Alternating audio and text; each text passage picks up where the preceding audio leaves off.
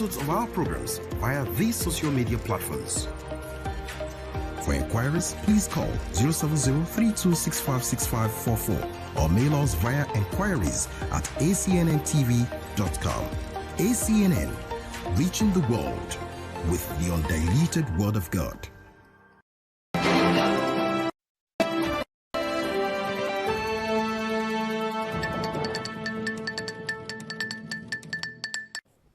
Welcome to News Update on ACNN TV.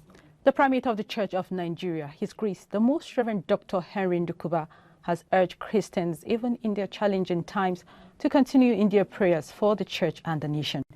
The Primate was speaking at the ongoing 24th National Prayer Convocation holding at Ekiti Diocesan Campground, Odoro, Ado Ekiti, with the theme, Our Ever-Present Help, taken from Psalm 46, 1-3, and attended by the wife of the Primate, Mrs. Angela Ndukuba, some Anglican bishops in the Church of Nigeria, together with members of prayer groups in the various dioceses of the Church of Nigeria Anglican Communion.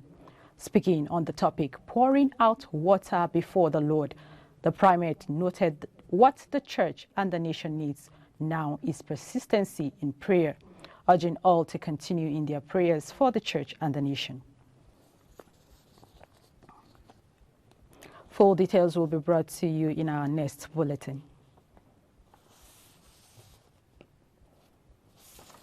The Christian Association of Nigeria, Acnn, says it is mobilizing the electorate ahead of the 2023 general elections to stop cabals from dictating who will run the country.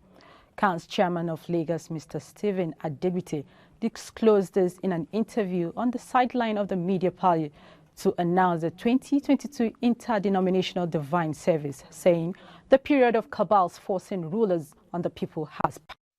He added that people need to seize the opportunity of periodic transition offered by the democratic system by electing competent leaders of their choice, saying voter education and mobilization is essential to deepen democratic culture in the polity, pointing out that it will foster peace, harmony, and economic growth of the nation.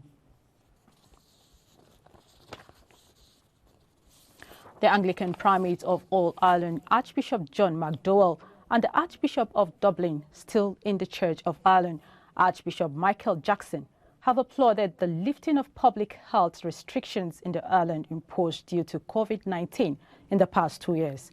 The appreciation, which is contained in an open letter to the authorities. The clerics also remember those for whom the past 2 years have been much more than an inconvenience. They appreciated those who work in the health services and in the care sector, often putting the welfare of others before their own well-being, along with those who maintain education and other essential services at all levels. The archbishops also gave kudos to those who have worked so hard in their churches, both in maintaining the worship and witness of the church and in serving their communities, often in partnership with other organizations. A human rights organization, Release International, is pressing the Malaysian government to investigate the disappearance of Pastor Raymond Kor, who was abducted in broad daylight on the streets of Malaysia 5 years ago. They have also asked the government to bring about his release. The pastor was kidnapped in a military-style operation in February 2017 and hasn't been seen since. Responsibility for his kidnapping, which was captured on CCTV, has been laid at the door of the Malaysian Special Branch. Release International is calling for a secret official report into the abduction to finally be released. Susanna Liu, Pastor Koi's wife, holds on to the hope that her husband is still alive. She has called for international efforts to be stepped up to set him free. Christians held a candlelit vigil on the anniversary of his abduction on February 13, 2022, to pray for his release.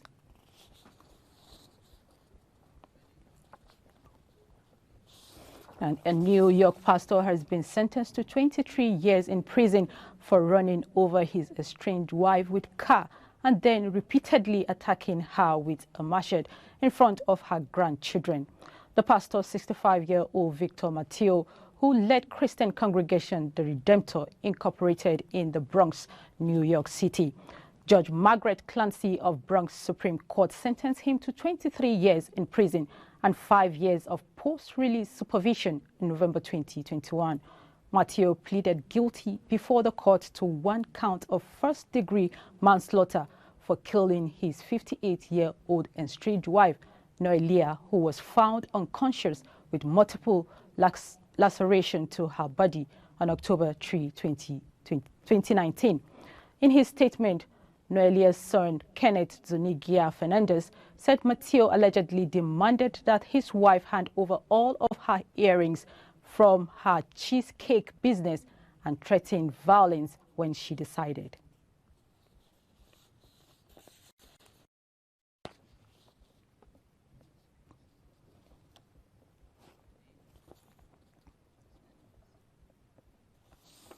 And that's it on News Updates. Thanks for watching. I am Rachel Ebunu. Stay tuned for news on the 3.